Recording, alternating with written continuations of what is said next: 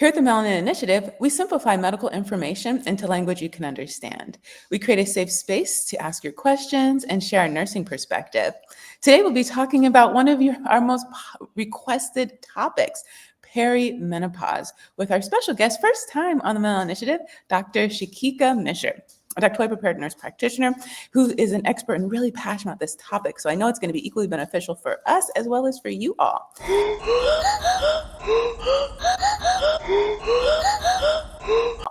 If you're new here, welcome to the Melanin Initiative. I'm Dr. Kimberly Madison. I'm one of your co-hosts here, along with Alicia and Geraldine, who send their love in their absence. We're a health literacy podcast. When we say health literacy, we're talking about your ability to obtain information, to understand that information, and then to use it to manage your health and advocate for others. We have two missions here. The first is that health literacy, to promote language in a way that people can understand, not just patients, but also our peers. So many of us spend so long in school proving that we know this medical jargon, and then we forget that we have to switch it off so that everyone can understand what's going on.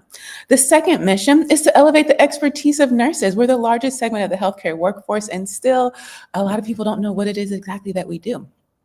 We want to spotlight all the diverse opportunities in the industry. So many of us are told to be a doctor or a nurse growing up, which they're wonderful choices, but there's so many people that make this industry run that might cost less time, less money, less stress, less time away from your family, and be more in alignment with those things that you're really passionate about. And lastly, because we're really into leveraging our expertise, we love to share with our peers all the ways that they can leverage their expertise as clinicians and entrepreneurs.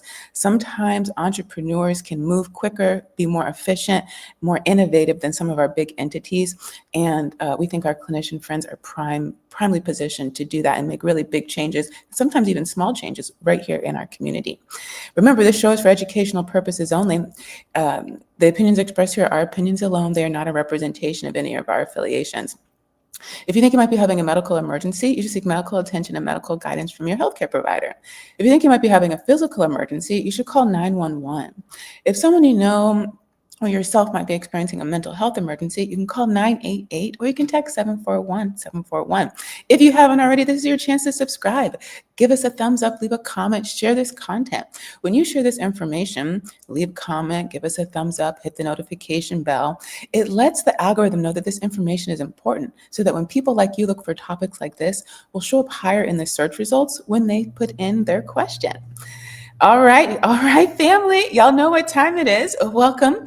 So here at the Melanin Initiative, we keep it real. We break it all the way down and give you the knowledge you need to take charge of your health. Now, today's guest, she's the truth when it comes to women's health, perimenopause, and making sure our sisters get the care and respect we deserve. She's not just talking about it, she's out here making it happen. Let me introduce y'all to Dr. Shakika Misher, a powerhouse in the world of nursing, a fierce advocate for women's health, and a leader in closing the knowledge gap on menopause and perimenopause. She's got the credentials, the experience, and the passion to back it all up. As a board-certified family nurse practitioner, she's dedicated her career to empowering women, especially women of color, to navigate their healthcare journeys with dignity, confidence, and the right information. And listen, when it comes to breaking down the myths and misconceptions about menopause, she's clearing the whole table. Dr. Misher isn't just changing the conversation, she's leading it. She's the founder of a growing online community, educating both patients and providers. And she's got big plans to take things even further. So if you've ever felt dismissed, ignored, or just plain confused about perimenopause, menopause, or what's your next health journey, trust me, this is the episode for you. Put your hands together and welcome to the show, Dr. Shakika Misher. How are you? Thank you so much for the warm welcome and introduction for sure, but just being able to invite me and to come here and talk about this hot topic from it. I always say it's hot, but really is forefront in front of our faces every day, whether we're a woman or not, from it impacts us all. So super excited to get to dive into it a little bit more and explore, but most importantly, to have a platform, a place where people can feel seen and heard and to know that you're not alone in this journey at all. So thank you so much. Yeah, I love that you mentioned that because so many times when we talk about women's health and men's health, we're even in grade school, we're in separate rooms, but the rest of our life is lived together, and you never know the course of life, you might end up being a father raising a daughter by yourself, or vice versa. We only talk about the single Black mom raising boys, but the Yes. same can be true, right? At any point, you could be an uncle, you could be a neighbor, a mentor, whatever the case. But even our partners in life, it dawned on me when we were doing an episode on menstruation, that I was like, I wonder if my brother ever got this conversation. I mean, like they really do, because we had, we're talking about health literacy, so we have to make sure everybody Yes. listening understands. And we were making so many assumptions that everybody knows what we're talking about, but you only know that if you were in that room when that conversation was happening. And even for myself, I know when I did get my first period, I almost felt a little like ashamed, like I had to hide Mhm. it. And as part of that, like conversation, it's like, oh, they weren't in the room, so now I feel like I need to hide it. And then they don't know how to support us if we don't give them that language too. So I think when we have these conversations about women's health, men's health, it shouldn't be in isolation. That's right. It's absolutely a team effort. It impacts whether it's directly or indirectly. And it's so funny just to kind of sit and think about as girls growing up, like we're taught, we are in those separate rooms. So for sure. And you're learning about your periods and from the boys don't learn from, they kind of learn, through things that may not always be true from our getting all that true data. And then as we continue to grow and progress, we hear information about pregnancy from rather as how to get pregnant or not to get pregnant from it as well. And you're centered around that. And then as you continue to transition from, you hear nothing. It's crickets from it. And perimenopause and menopause is a huge area of your life that you're going to be in from it, rather again, that indirectly or directly piece of it. And there's just not enough communication about it, not enough knowledge about it, not enough moms and daughters or aunts and uncles or in the church community, whatever it may be, talking about it from it. And I think it's just so important just to remove that barrier, that same thrive and energy that we have about educating about our periods from it. Now we need to educate what's happening when and them periods are changing, when they're no longer going to be there, what's happening. Because as we at the beginning, all those hormones are present there. And we got a lot of things that's going on physically, mentally, emotionally. It's all there. And that reverse things happen from you think about the age of life, from a baby up to adult and geriatric, those same things flip from us. So thinking about that as your body changes from perimenopause to menopause is important as well too. Yeah, especially when you do, I mean, at all those phases, right? But especially when the changes that are going on in your body impact the rest of your family, especially Yeah. if you're in a relationship, if you're in that phase, it's going to impact your partner. And while you're trying to figure it out, you're also trying to teach someone else. And so I know Mhm. this conversation is going to be really helpful in giving people the language to do that and to make it a comfortable conversation. And like you said, to know that you're not alone. And we tell people that in our head, we understand. We know all people go through this, but when we're going through it, we You feel feel, yes. very lonely. So before we jump into our questions, we're going to do a little icebreaker, get to know you a little bit on a different level. So first question, my favorite one. What's the best thing that never happened to you? I think that's a really good question. I don't think I've ever been asked that from him. Hmm. The best thing that's never happened to me. I think one of the things is that as an educator, that I'm teaching students or doing it with this perimenopause from him, I think the best thing that's never happened to me that I've never always gotten it right from it. So I always had some type of lesson to learn from it. And I always tell people, and as I'm, talking to, especially with students and even with patients and things from it, I learned the best from my failures from it because I do get the opportunity to learn like what I didn't do right from it.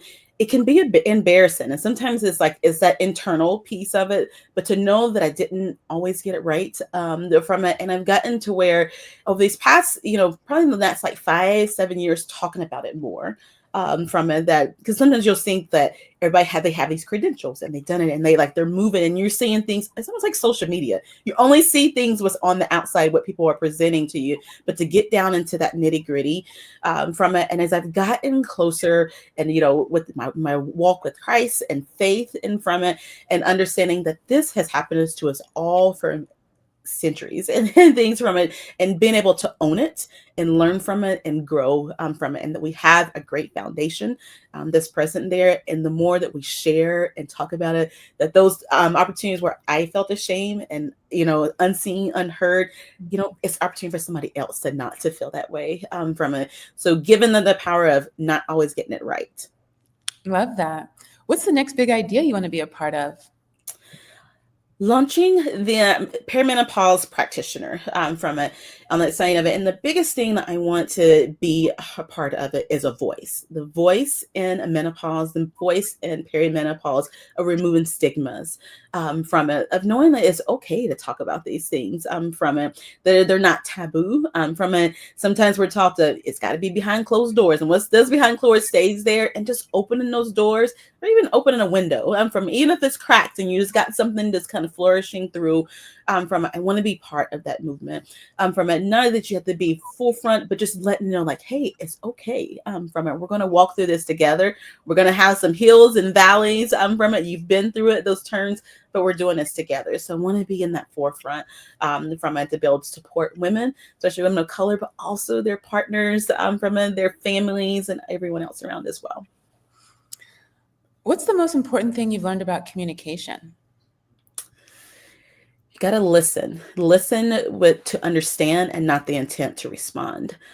Sometimes as you were hearing information from it, we're taking in and we're thinking about our comeback and from what we're going to say next, instead of truly listening. So I've learned with communication, if you take that moment, and if you sit back and kind of put your shoulders down a little bit and really actively listen from it. And when you don't understand something, repeat it back.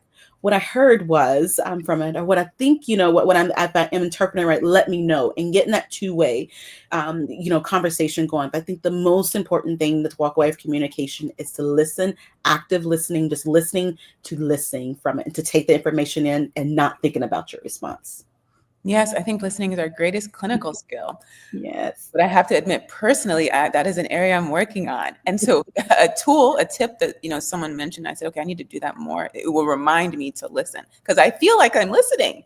I'm quiet. You're talking, but yes, I recognize in retrospect, okay, so one little tip that maybe someone else might find helpful is to say, because you just kind of mentioned it, if you think you're not sure what they said, but I think even if you think you know what they said, is to say, so what I think you said, even if you already know, or you think you do, just to remind yourself, I need to listen. Like, that's something I'm going to be incorporating in my Yes, me too. Last question, my second favorite. What season are you in? Season of life, at least from it. Yeah, however you I interpret. think, I would say I always like to think of things like a flower, or that you're planting from it. So it's like my roots are down and they're really grounded I'm in that sprouting phase with it, to where I'm constantly changing and growing as you're watering that flower and just going out and then it's getting sunlight and all the nutrients that's coming through from it. I've changed and transformed from it, and I'm giving myself that grace to know that that's okay. From it. It's okay to continue to learn. It's okay to continue to transform or pivot when something is not in the right space for you. So I would say I'm in that stage of life, which is kind of growth from it, transformation within myself and within the surroundings around me as well. Thank you for participating in our icebreaker. Not only does it give us a chance to get to know you a little better, it humanizes our profession, right? Like this building of rapport, we're demonstrating an example of how people can build rapport with the people on their healthcare team, right? We're not just in it for the money. They're not just a number. We're not just thinking about the next patient walking in the room. We care about you, right? We're human just like you. We have families, we have problems, we have concerns just like you. We're just like you. We just happen to have gone to school to treat your health and your wellness. But at the end of the day, we're all here for the same reason. We all want the same thing. So speaking of the same thing, we want to know more about perimenopause. How do you describe it to your patients? Yes. Perimenopause is the transition that's leading up to menopause from it, and those hormones are truly the leaders that changes that shift in our bodies. I think it's first to understand that peri means the term means around from it, so it's around menopause, so perimenopause from that. And the tricky thing about that is that it can be a few years up to 10 years prior to menopause from it, and every person is different. And the biggest thing when we're thinking about perimenopause, we're thinking about the shifts in those hormones, such as our estrogen, that can cause us changes in our libido. It can cause hot flashes, and we all normally hear about a lot, mood swings, sleep disturbances from it. But I want you to think when you're thinking like, hey, what's the difference between perimenopause and menopause? Peri is the period before, anywhere from a few years to 10 years, and menopause is a point in time. And what signifies menopause is that you went 12 months without a period. Now we're in menopause. So that's that period, that point in time that's there. And now you're going to transition to postmenopause, where you're still going to have some of those transitions and things that's happening, but they may be fewer, but it's still going to happen to occur there. So it's a noticeable transition that's going to occur prior, during, and after from it. Yeah, and I want to shout out Dr. Karen Johnson. She is a OBGYN out in Chicago. Actually, she practices integrative gyne, which I love integrative anything. And she pointed out something to me that I thought, that's a different perspective, is that once you enter menopause and, postmenopause, as you put it, you're there. It isn't, it's the rest of your life, and so much Mhm. of the conversation always makes it feel like, okay, I'm going to go through this and then it's over.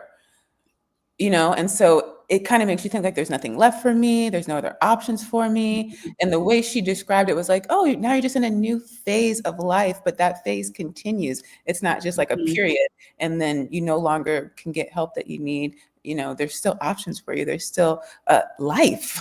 It is. It's ongoing and constantly changing and just kind of growth. So it's a great perspective to put for sure.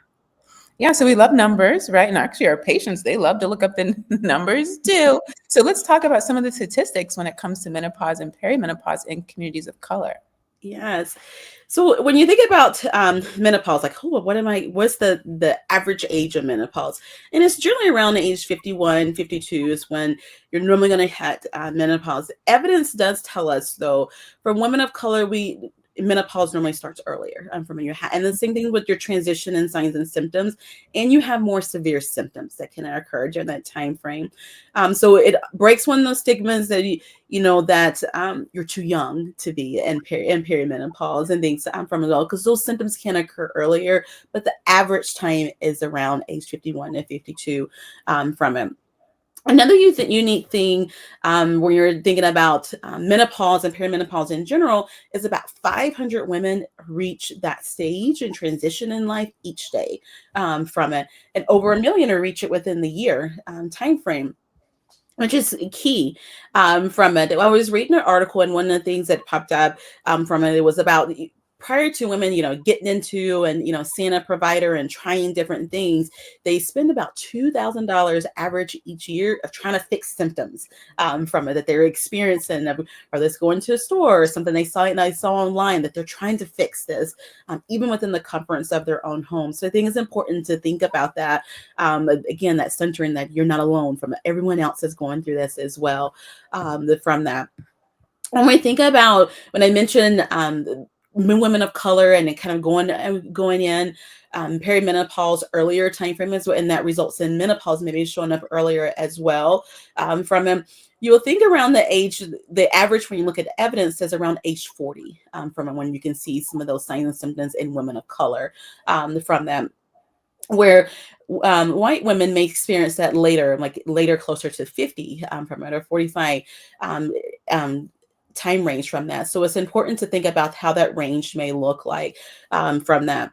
When we think about severe or more severe symptoms from women of color, it could be intense hot flashes, the night sweats that may be more common from it. Irritability and mood swings can be very, very at an intense level from it, and which could also impact your quality of life, your work life as well. You may be seen as being irritable or aggressive, from it. It's something that you're intentionally doing, and that's not, I mean, not the case. So it's important to kind of think about that. I think the other key components when you're thinking about women of color is that there's not a lot of research from it. And it's so important to get more and more research on how perimenopause and menopause impacts women of color differently, and for it to be ongoing in that transformation from a lot of times it's because we face more barriers to access of healthcare from it, which causes that lower rate of things being diagnosed or to even have an opportunity to talk about it.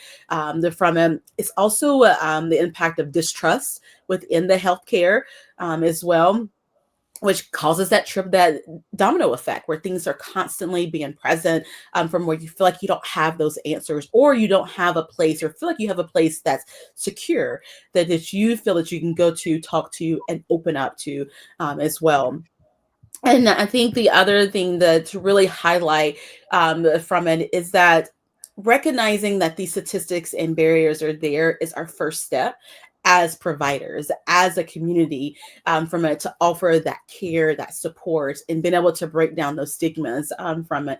This is a community effort. It's not a one-person effort from it, that we're all in this together, and how we can support along the transition is so important. Hi, I'm Alicia from the Melanin Initiative podcast. Our mission is twofold. One, to simplify complex health information so you feel empowered to ask questions, educated on how to manage your health, and confident to navigate the healthcare system. And two, to elevate the expertise of nurses, spotlight the diverse career opportunities within the healthcare industry, and inform our peers how to leverage their expertise as clinicians and entrepreneurs. In less than 2 years, we've grown to over 50,000 views and 1,000 downloads, with an international audience spanning the US, Canada, the UK, Australia, and more. Our engaged listeners are professionals, entrepreneurs aged 25 to 44 who value authentic, impactful content. Want to connect with this dynamic audience? Advertise with us. Send in your 1-minute video ad and let's amplify your brand. Email tmi.melanin@gmail.com for rates and details. Let's work together. Well, we love research. And we see that you have your DMP, right? And our audience Yeah. is very familiar with that degree. They follow Demetrius Kirk, who's our becoming student. And so each semester actually every 8 weeks, we catch up with him on how his journey goes. So the public knows all about what that is. Was your DMP project focused on women's health? It was. So I started out in women's health and labor and delivery from it, and loved it. From it's kind of my basis that got me into women's from it. So my DNP project was looking at estimated versus actual blood loss when we're thinking about childbirth from it, rather looking at the difference between vaginal and C-section. So I focused on how we estimated our estimation of blood loss. Does it equate to what's actually there from it? So if you ever worked in labor and delivery, the comment is 5,000. I mean, not 5,000, 500 that they lost a blood loss, estimated blood loss, but was that really 500 from it? So I really focused on educating there was at a teaching hospital with residents, so I had resident physicians as well as nurses. We weighed the actual blood loss there, and looking at the difference of what we thought we estimated there, and what from it, and what the actual was. And that plays a huge role in how we treat patients from it, as if they're having postpartum hemorrhages from it, or fundal massages and things. So it was a triple down effect from it. So that's what my project was about. Oh, wonderful. Now, you mentioned there's not enough research in this particular area when it comes to perimenopause and women of color. So what's an idea that we can give one of our student listeners for their DMP project so they can add to the literature? Yes, I think one of the biggest things that could be super helpful from it was a couple of things. Removing stigmas, which would be the biggest thing, is education. There's a huge gap in menopause from a provider standpoint, just because no matter if we're looking at nurse practitioner to a physician assistant, so no matter what it may be, there's not a lot of education that occur in most of the colleges and universities that we go to that talks about menopause from it, and how to really treat it, or even hormone replacement therapy. You talk about it, it's probably a couple of paragraphs from it. You may get a couple of questions on it and you move on. And it's so much deeper than that. So I really think highlighting the impact from when you're thinking about a DNP project, from of education, how we can educate our providers, coming from a provider perspective, to provide that information and how that kind of trickles down to our patients from it. Looking at it from a confidence standpoint, because I think it all starts from there. How confident we are talking about menopause or perimenopause as a provider, and how that confidence rolls down to our patients or even rolls up to our patients. So taking a project and focusing it on, again, communication, confidence from that, and really having resources in how we build upon educating ourselves on perimenopause and menopause. Yeah, so for our students who are looking at those category options, right, that they can pick from, we have quality improvement, evidence-based practice. I love pushing policy, whether you're going on the Hill or your local Capitol Hill, your local legislation, and talking to them about the importance of these issues in a clinical setting that you're going to do your project, get your data. You can help them implement their own policy, maybe a whole standard operating procedures on how they're going to do their assessment, how they're going to choose certain treatments and conduct that evaluation. Maybe it's a multidisciplinary team you're putting together. And then also you can do those pre-post knowledge surveys, see barriers to implementing the current guidelines. Maybe there's guidelines that already exist and they just don't know about them, and then how to actually implement that.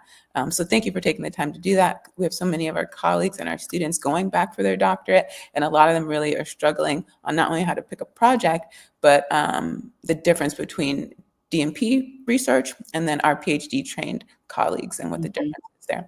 So you mentioned the lack of knowledge when it comes to providers. Do you happen to know how many providers are actually trained when it comes to menopause?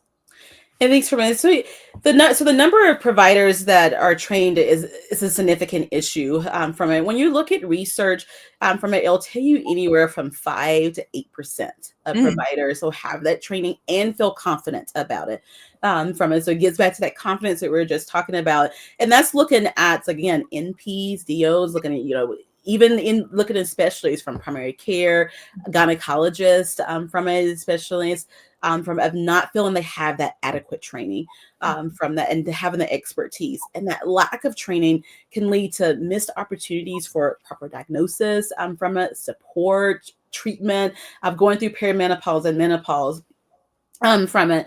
And one of these things is this in the Journal of Women's Health that found that it was a significant number of healthcare providers, less than, that 10% felt like they were inadequately trained in menopause. And that inadequate training resulted in less feeling secure or confident about being able to treat or even be receptive to patients talking about it within their visit. From as they found a lot that where as patients may brought it up, it was quickly brushed over and, on to the next because that confidence wasn't there.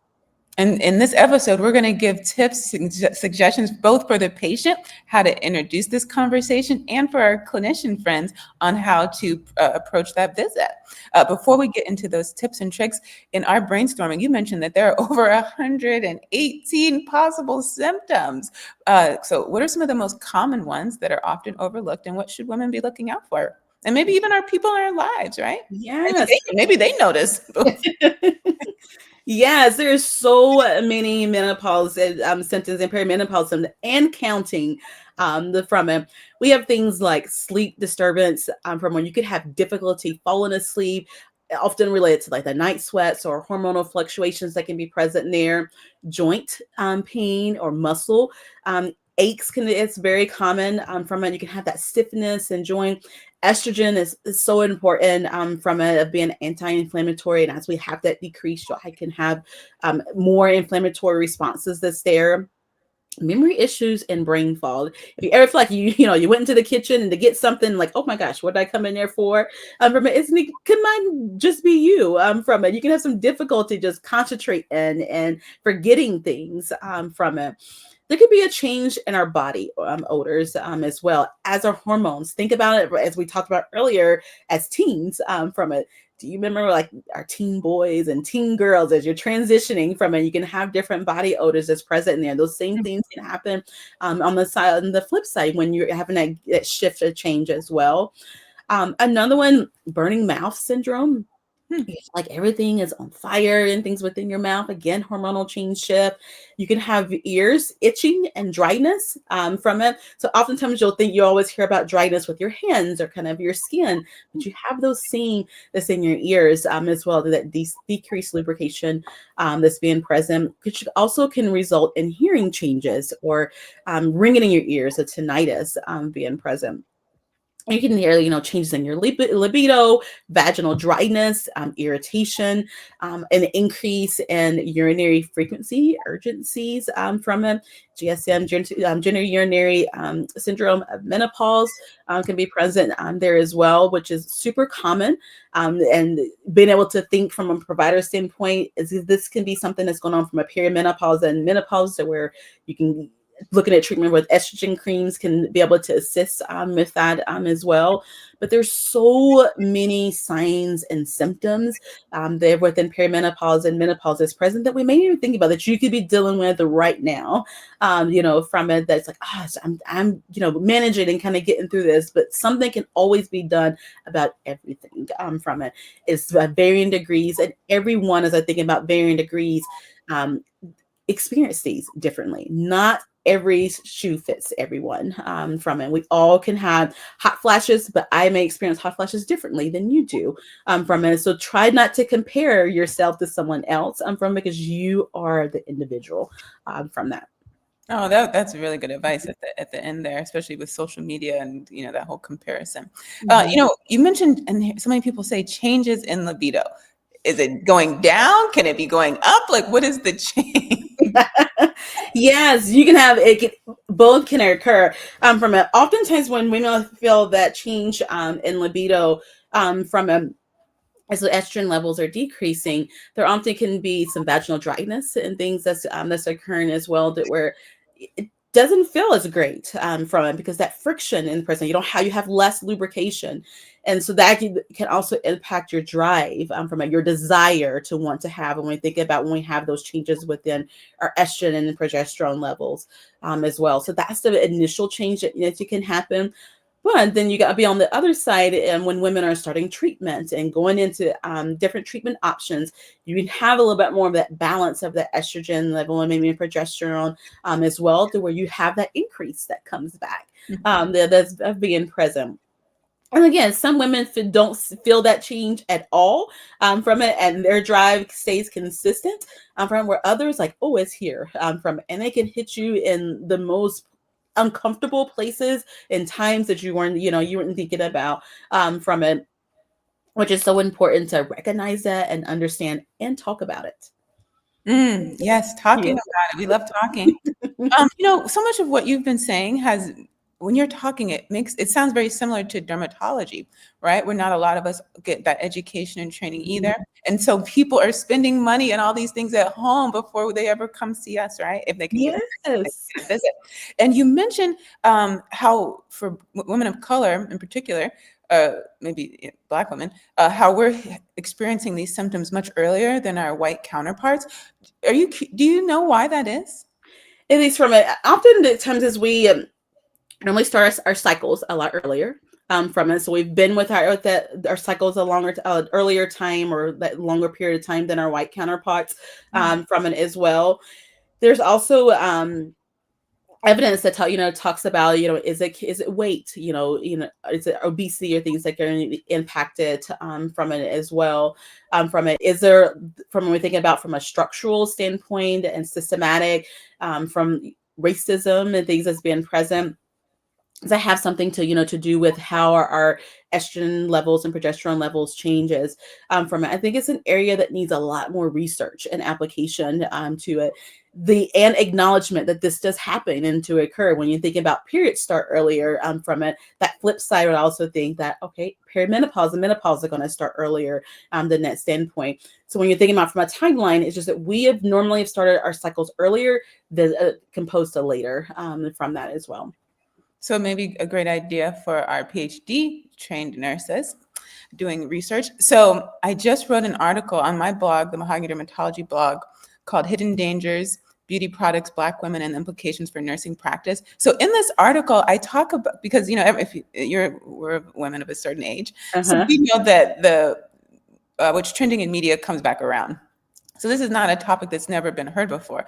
And right now it's popular at the time that we're recording this, that our exposure, women of color, our exposure to hair care products and, hair, synthetic hair, increases our risk for things. The literature shows this when it comes to fibroids, asthma, breast, uterine, and ovarian cancer.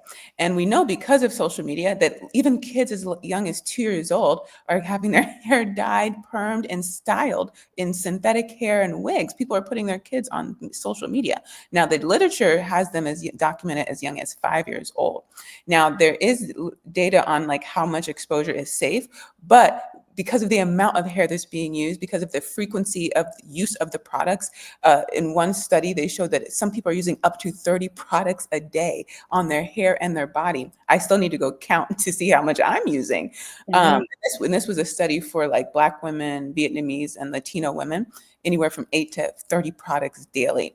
We know perms, you're getting those every 2 weeks sometimes. You're wearing those braids, synthetic braids being the most popular because they're more affordable.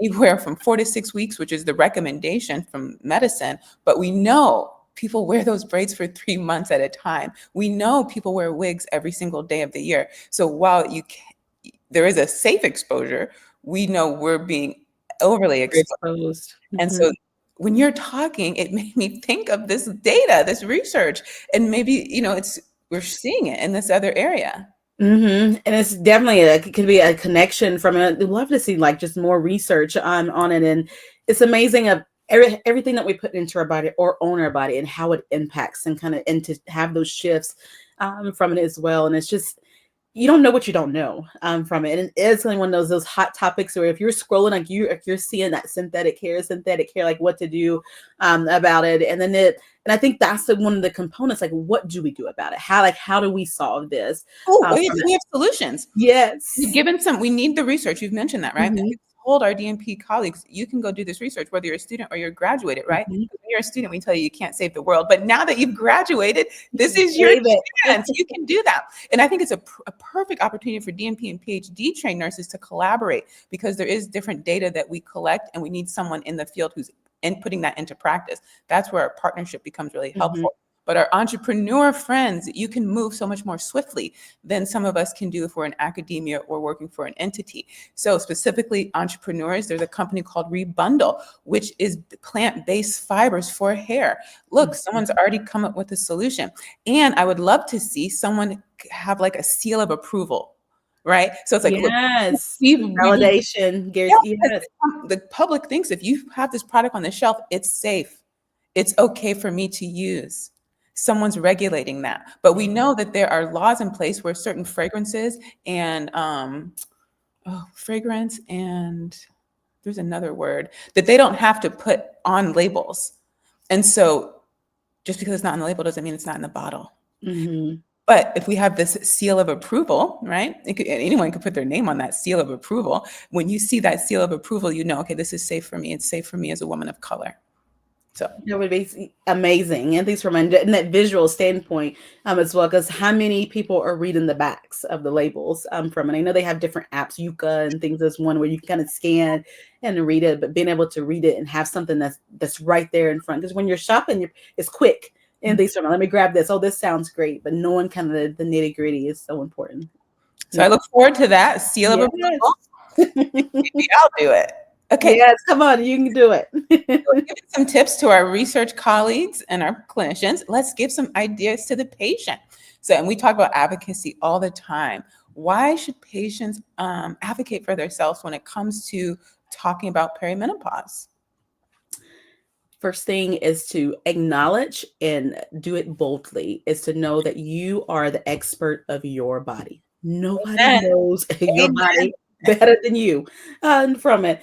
So I'm telling you, when you go into your provider's office whether it's face-to-face or it's telehealth from it, go in there boldly from it. You know your body from it. Nobody else can tell you that from it. It's about empowerment from it. It's about taking charge of your life from it and just really educating.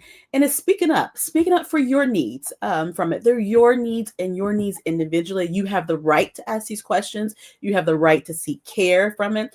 And you have the right to be in your own from it and not just accept that these symptoms or that you've got to deal with it and keep moving forward from it or that you're suffering. No one should have to go through that or feel that they're in that. And I think it really gets into the forefront, especially as Black women, of prioritizing our own health and needs and advocating. We prioritize everybody else around us, whether it's children, whether it's family, mom, dad, husband, partner, even our jobs from it. To be quite frankly, those are always prioritized over ourselves from it.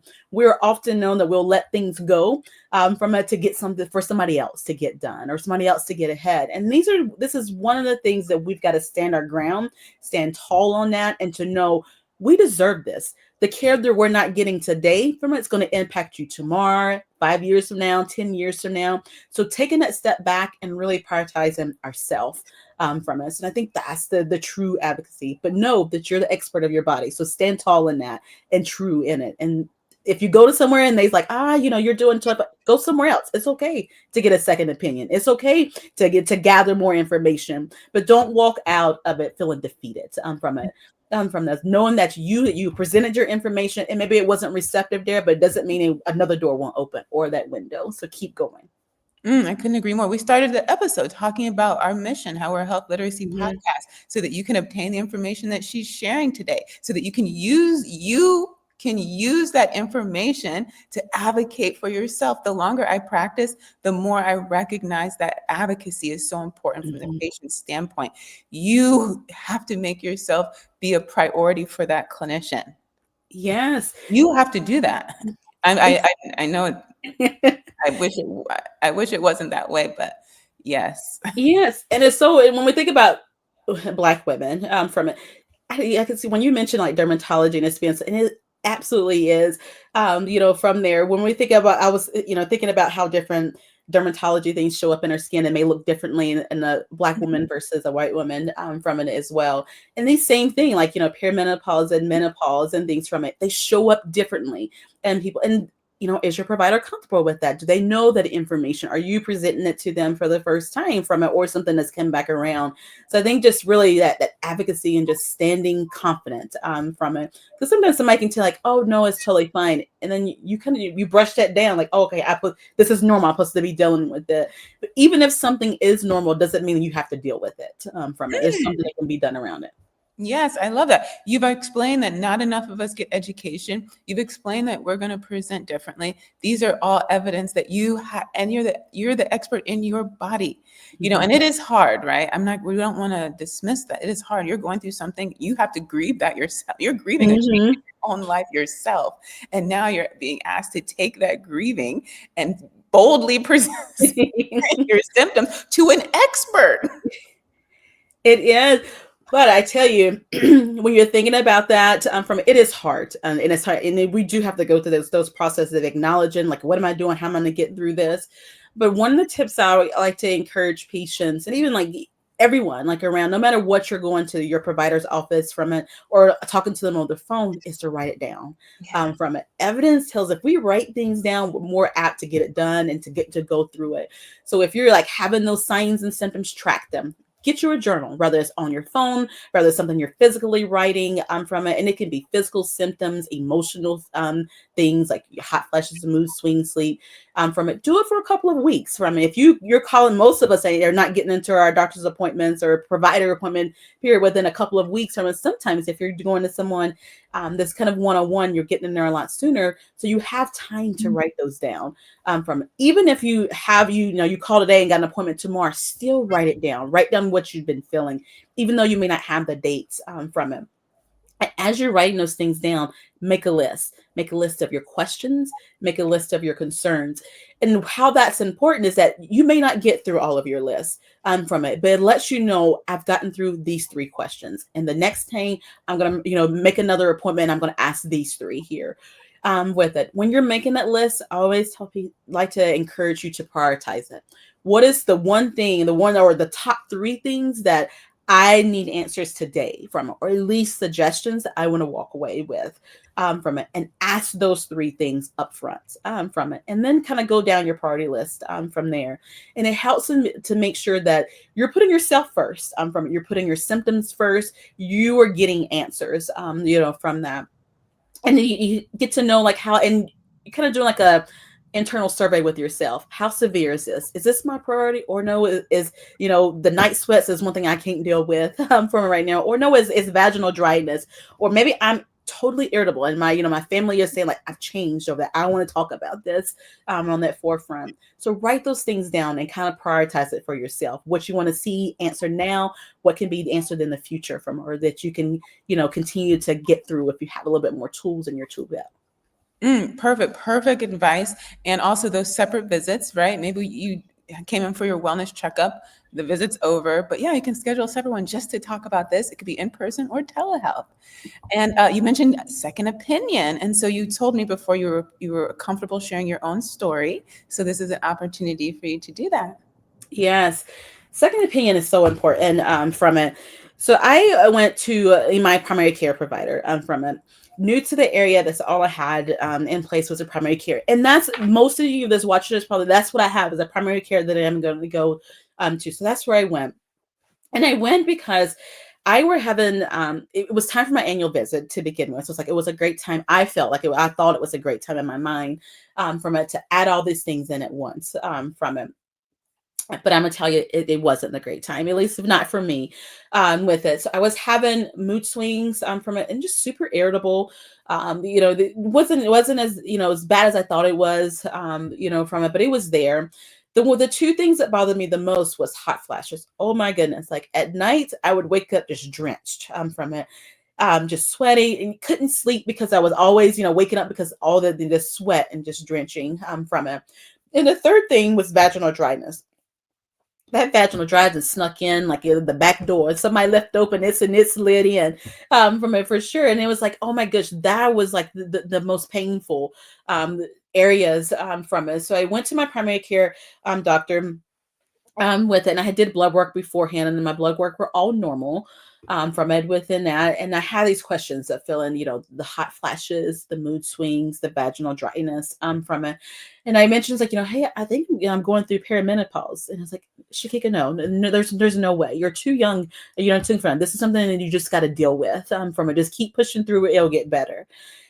And even as a provider, like I felt good like going in and like talking about it from it. But as soon as I told him like, you just push this, you just keep dealing with it. You can feel yourself just kind of shrinking down from it.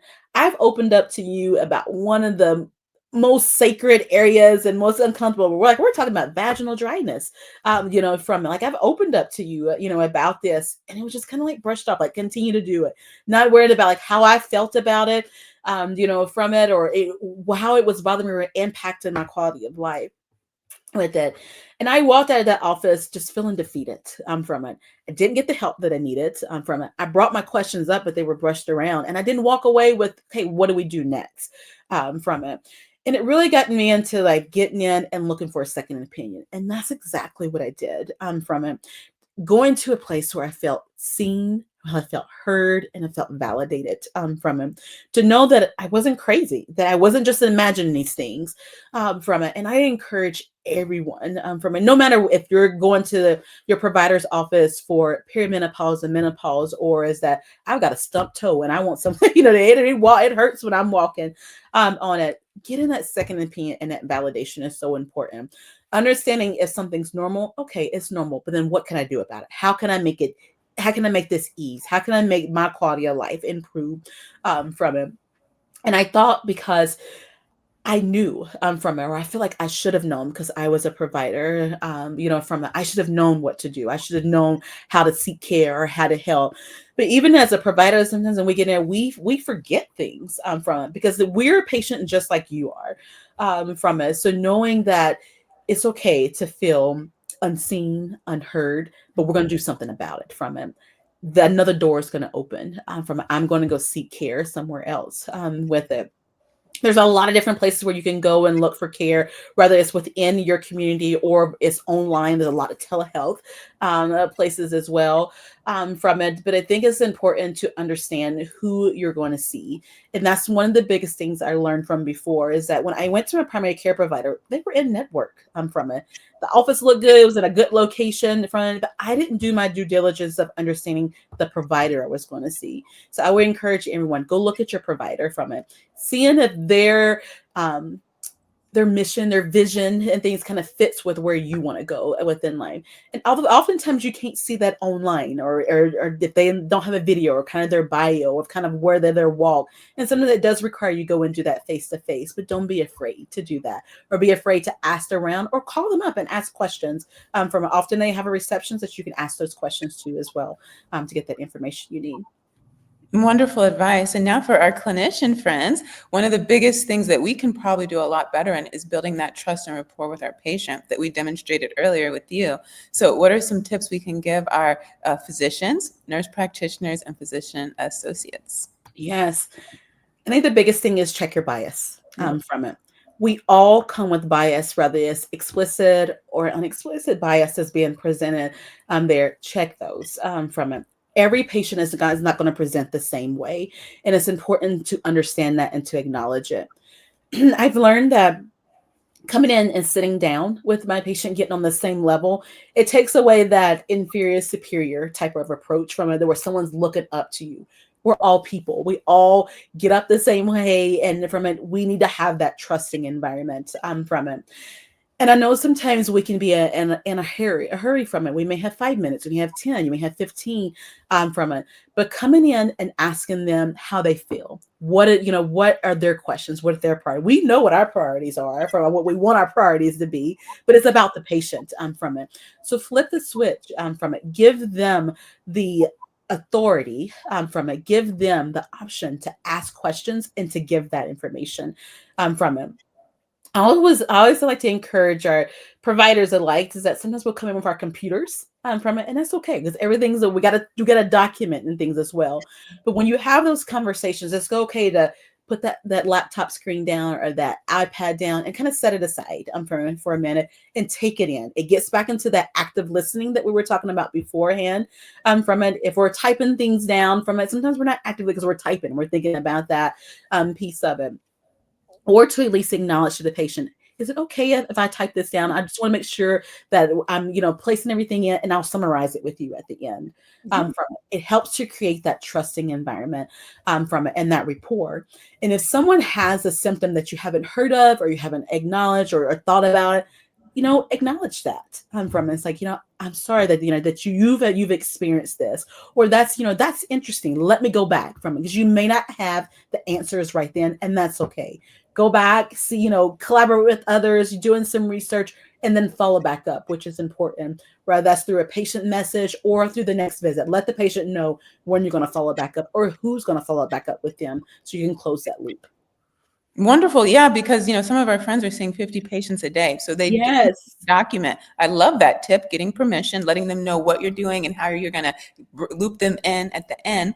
But also we do have some wonderful AI tools coming out that make documentation a lot faster, a lot seamless, so we can be a little bit more present in that visit. So, that's the reality of the visit for the patient and the provider, right? Yes. And we have options available. Let's see. And then, how can patients ask the provider, hey, how comfortable are you with menopause care? Yes, you can be pretty upfront and ask the question from it, and ask them just their comfort levels, kind of where they are from it. There are some great sites, like the Menopause Society is a great one if you want to look for a specific, like someone who's credentialed in menopause. There's a search option where you can go in and search it from them. And I always feel like it's a great option to look at that. But just because someone's not credentialed in with the menopause side doesn't mean they're not a good provider. Things from it. So the credentialing in the menopause side is not a requirement from it. But just because something's not a requirement doesn't mean you're not great at it. So it gives you a sounding board. A lot of providers that are not credentialing are normally within that community itself, where they're learning or they're studying to become credentialed or gathering that more information that's there.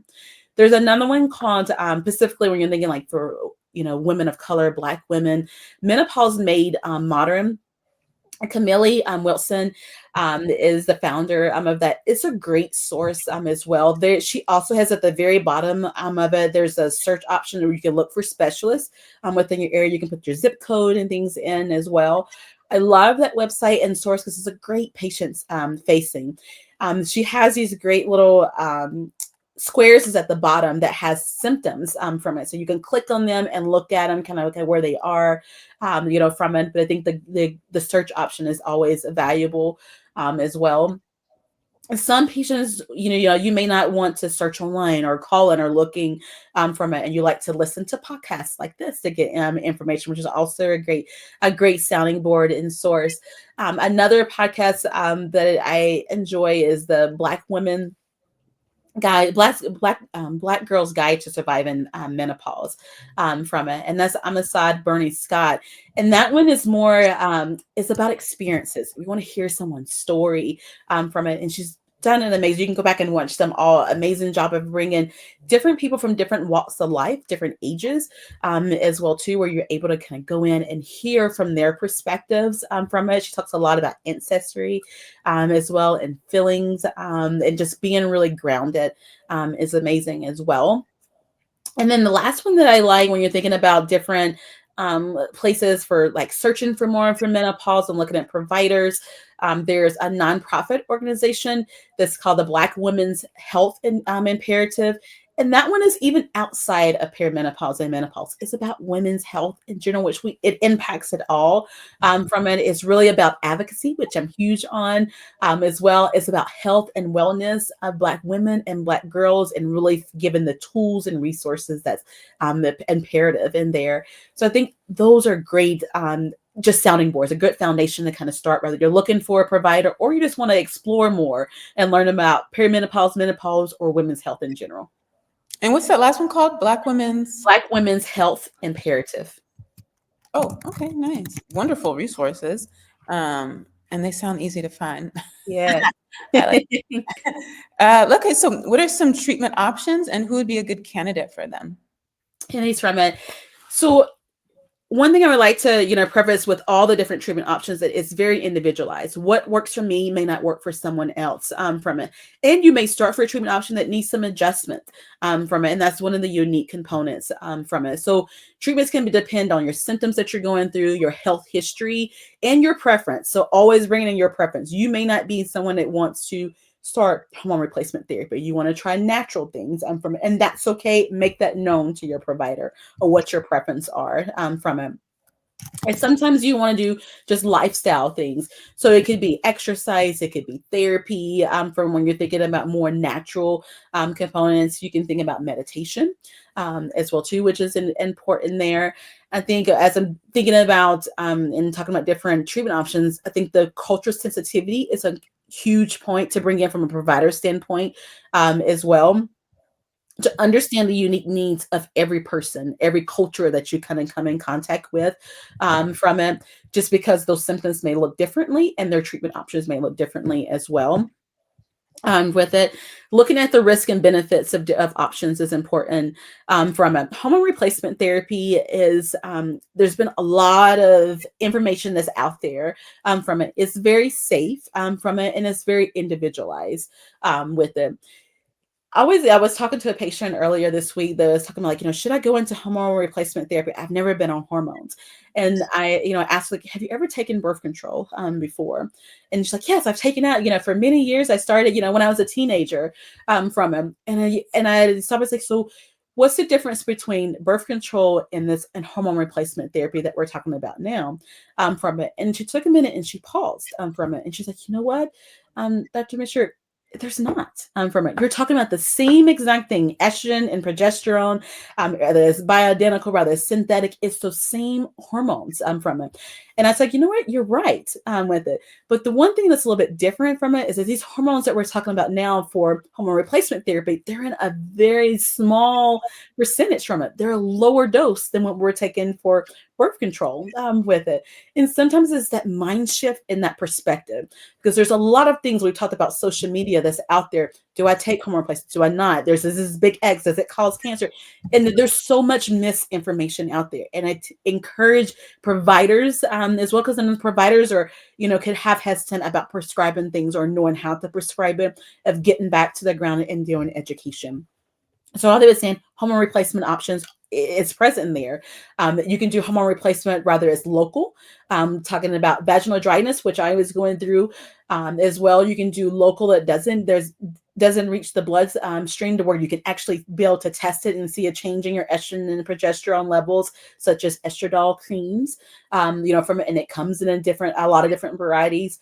There's patches, there's pills, there's pellets. There's a lot of different REMs, and it all gets into, what do you want? What would you like to do? What is that treatment option?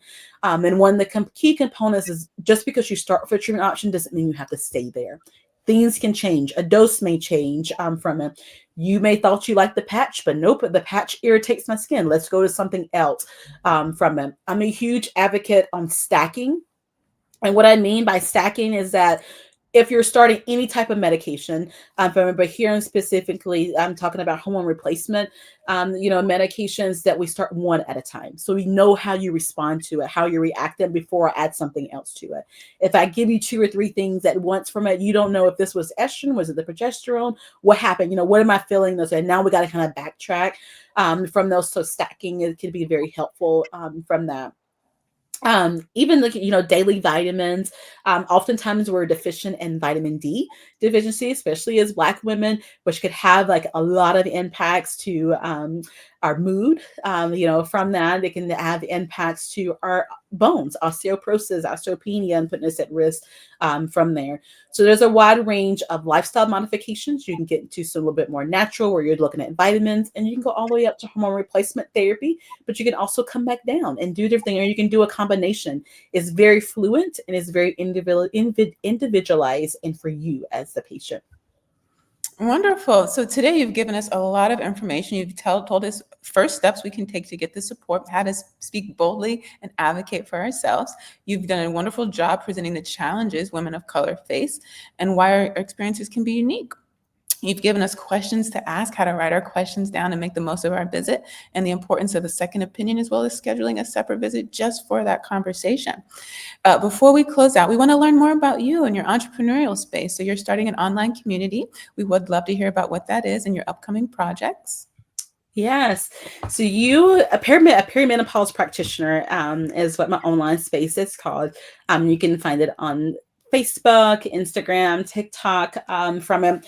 And on those areas, I put, posting more patient facing from it. There are videos giving you tips on different signs and symptoms that you may going through.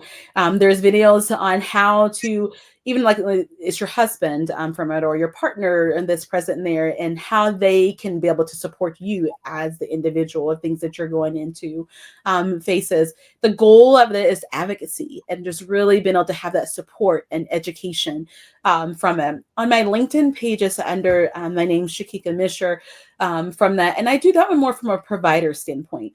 From it. What we talked about today is so important, that providers have education from it and have that great foundation, in addition to patients from it. So I give different tips and different ways that we could present information to our patients, or even just reminders to ourselves that's important. From it.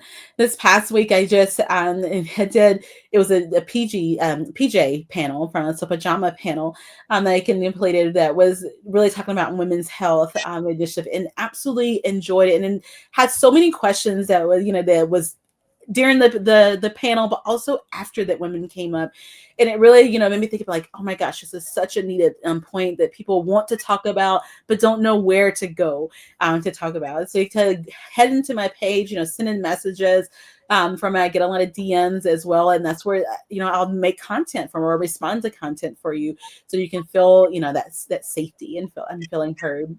Up to coming, as I'm growing that, is developing different courses and different platforms from a patient standpoint, that where you can have information that's readily available for you. So stay tuned for that. It's more coming, but always feel free to follow me on social media and just be able to spread that awareness. Wonderful. So you mentioned your courses, right? And you also mentioned how important it is for providers to have cultural sensitivity. So are all your courses for the patient? And things from it, there'll be both, a combination of both. When I with courses, there'll be courses for the providers and portion for the patients from that, so we can have that comfort levels and be able to talk. Right. And that will it cover cultural sensitivity in women's health? Yes. Okay, great. Always, and the goal when any of my posts and things I do always has that culture sensitivity piece to it, how we can look at this differently, especially for Black women, from it, because we come with a different signs and symptoms, different background from it as well. So always have that in the forefront, and how that may tweak your treatment options, may tweak the resources, the things that's available, and be able to tweak your approach and how you think about things as well. Wonderful. And especially for some of our shout out to Kirby, I think Williams, I hope she doesn't kill me. She's one of our mental health providers who comes on. She's out of Richmond, and she created like a whole mentorship and packaging for those new mental health providers, right? And it's an area that they do need a lot of support. And it sounds like kind of what you do. A lot of new clinicians, first 1 to 3 years of practice could probably use that same kind of community and support and mentorship. Really. Absolutely. And I'm looking forward to is like we learn so much, from each other, and just in that growth and just in development, not being afraid to just take that leap and to grow with it is important. Yeah, and then just because you're in the social media space, and I'm a big proponent that we need to be in this space to address myths and conceptions, and also you said you went to your insurance. So many of us go to our insurance page, we pick someone in network, and we just run with that. But when we're on social media, people can look at us. They can build that know, like, trust factor. They can see how we answer questions. Is this how you want someone to talk to you when you have your visit? They can see how we respond to people in the comments. Do you like the way that they provide answers in education? So I think it's super important that we are in this space because everyone else is in this space and people need credible information.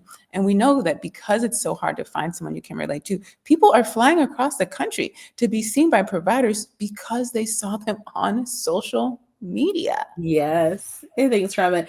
It's one of the biggest things I always hear, especially speaking of Black women, looking for other Black women from Especially Black. somebody. Yes, somebody you can relate to, somebody that's been through that, somebody that can understand from it, which is important and key. And you hit it right on. Being on social media and seeing those videos and posting, you get to relate to them. Like, oh, is this somebody I would like to have, care for me or my family from, or someone I can learn from, or even if it's taking those tips and tricks from it, it's so important. Yeah, even in that article I referenced earlier, I share my own journey with hair. And a big part of it is the community of Black women. 100% of what I know about how to take care of my hair came from Black women on social media. In fact, it started off with a blog called Black Girl Long Hair Care, something like that. And even when I transitioned to being vegan, it all came from the community, the support group online. So I know there's a lot of negativity when we talk about social media, but there is a lot of positive things happening, a lot of really good people out here. And even the stuff that we're just now learning as clinicians, those Black women were doing the research back then. It was a long time ago. But some of them have been telling their story on YouTube since early 2000s. And the things that are now coming out as hot ingredients, like the hot thing to do, they've been doing. And even for beyond them, from the continent of Africa and communities and our Indian friends, it's been part of the culture. Always, and things from it, and it's just now having that forefront and that voice from that community behind you to support and lead and encourage, just key. We'd like to address our vulnerable populations before we sign off. Now, kind of, Black women are kind of a vulnerable population. But specifically, we want to address anything about, you still see patients, right? Mm-hmm. Yeah. Do you do anything by under your own business or? And they from it, not right now. I'm playing. That's one of my future as well too, to see patients with underneath my own business probably within the next 6 months and through building. Anything in your research or in your practice that's unique about people who've been veterans? This has been say that again. Or access to care? Yes, the biggest thing from it is just just not depending on what areas that they've been when I've read on and been able to see and things as well. It's just not having that access to care from it just because of, can I get to it? Do I have the insurance that covers it? As well, do I have those funds that's available, which kind of deteriorates and kind of puts things down. Or you do have that access, but I go in and I'm waiting hours and hours at a provider's office, so then I walk out and don't come back. From that prevents it. From there is the biggest things I've read on and been able to see as I've moved from different, states to states, which could be a huge deterrent, as well for Black women. Well, for veterans Oh, specifically. for veterans, Mhm. I haven't seen anything specifically on veterans. I think that would be something deeper to kind of go into as well. Okay. Um, Um, and then what about people from the LGBTQ plus community? I've seen in a couple of the groups that I'm in as of learning, from it, I've got it's a couple of groups I've seen that's coming in that's put through.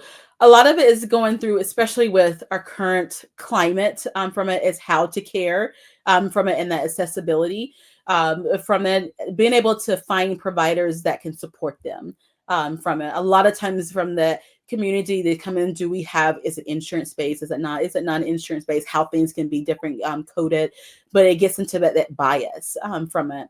And the course that I'm taking talks a lot about that now, from it is people not being able to check their biases, from it and come in with an assumption, which limits the care, from the LGBT community, from and how they're able to move forward.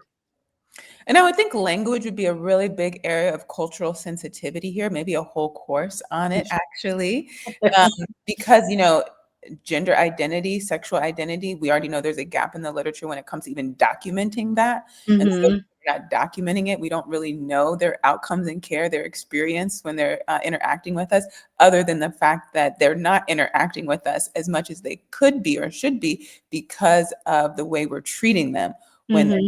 first of all, if they feel it's inclusive on the website, when they call, how people are responding to them. And so I always make a mention that when you're doing your training for your staff, it needs to include the people at their front desk because they're the first interaction. There's things you can put on your website to make people know that they're welcome, that they will be seen and heard. When people answer the phone, a sensitive way of getting that gender identity, making sure that their questions are heard and that they are respected. And then even things as simple as what's on the form. If it says like things like pregnancy or breast, can that be changed to urine or chest? Little things like that, not only on the form, but even in our language. And so we always bring that up in these episodes. And then the last one, who never gets enough attention, people who have sensory deficits.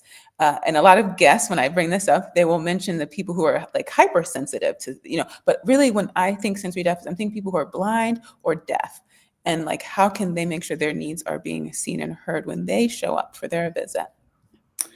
I think it's so important and unique, and being able to see if there are different services that are available. And I think when you're with like larger organizations, there's usually some type of interpreter system or even, sign language that can come in, or even if it's like through an iPad or laptop of looking at that. But I think being able to provide those services, which is important, from that. If those services are not there, do they have someone that's supported that can come to the visit with them to kind of be their advocate, from and to help to kind of to bridge any barriers that may be present? And key, I do think it's something that we don't have enough of, because I think about the provider offices I've been to, from I've never seen like any signs or even like in the intake forms I've been able to fill that out. So I think that's a gap that we can definitely fill, from it, and how to be able to collect that information, ensuring that it's present, because oftentimes it's there during the first visit, but can it be there with each visit, and being able to set that up and have that support. Yes, thank you so much for taking some time out for that. We think that's really important. Me, Geraldine, and Alicia were all three straight Black women. And so we always want to bring attention and give voice to those who aren't sitting at our table. Mhm. Any last words of encouragement? I think my last words would be always remember that you're not alone in the journey, no matter what journey that you're on, from it. Rather, menopause is that natural phase of life, from it, but it can bring so many physical and emotional challenges that can be overwhelming for even you as the individual. But however, if you have the right support, education, treatment options, you can navigate the transition with confidence and strength from it. Always remember that you're the expert of your body. So take charge of your health and your well-being. Don't be hesitant to speak up about your symptoms, your concerns. Remember, as no one shoe fits all approach from that. That's important for us as providers to remember, as well as no one shoe fits all. Check our biases. Develop a plan together between you and your provider that best fits you, not that best fits the provider from it. And that rather involves lifestyle changes, medications, or other forms that you want to include and support. Above all, especially as Black women, prioritize yourself. Self-care is not just for your body, it's for your mind, it's for your spirit. So taking that time to nourish yourself, connecting with others, embracing wisdom that comes with this new stage of life. You deserve to feel empowered, vibrant, and in control from it, no matter where you are within the journey from it. So we know it can be an overwhelming topic. It can be an uncomfortable topic, but standing your truth, always feel free to reach out. We're here to support you, and there's all kinds of spaces that's available. Thank you so much. It was a pleasure. I know you're doing a really great service because, like I said, you mentioned, right, that gap in knowledge, the lack of time that we can give to the visit, and just our community in particular on those conversations aren't happening at home, right? And so you've done a great service to help the patient, the provider, our students, our clinicians, our entrepreneurs. And we thank you for your time. All the information that you mentioned today, as well as how to connect with you, will be in our description box. You're welcome back anytime. And you're right here in Texas with me, right? You're out there now. Yes. Oh, yeah. So yeah, we thank you for your time and sharing your time and talent with us. Remember, everyone, you can email us your questions and show ideas to tmi.melanin@gmail.com. If you haven't already, this is your chance to subscribe, leave a comment or two, share this information with your network. It shows the algorithm that this information is important so that when people like you look for topics like this, we'll show up higher in the search results. We ask specifically if you can take the time out to rate us on Apple and Spotify. That will really help you help support the show and get the message out there to those who really need to hear it. At the time of this recording, we release new videos every Sunday at noon Eastern on LinkedIn, Facebook, and YouTube. And we release the audio podcast on any of your favorite podcast apps so that our night shift friends can be the first to get something and not the last. And maybe one day someone will play during huddle and tell us about it. We thank you all for watching. We'll see you next time.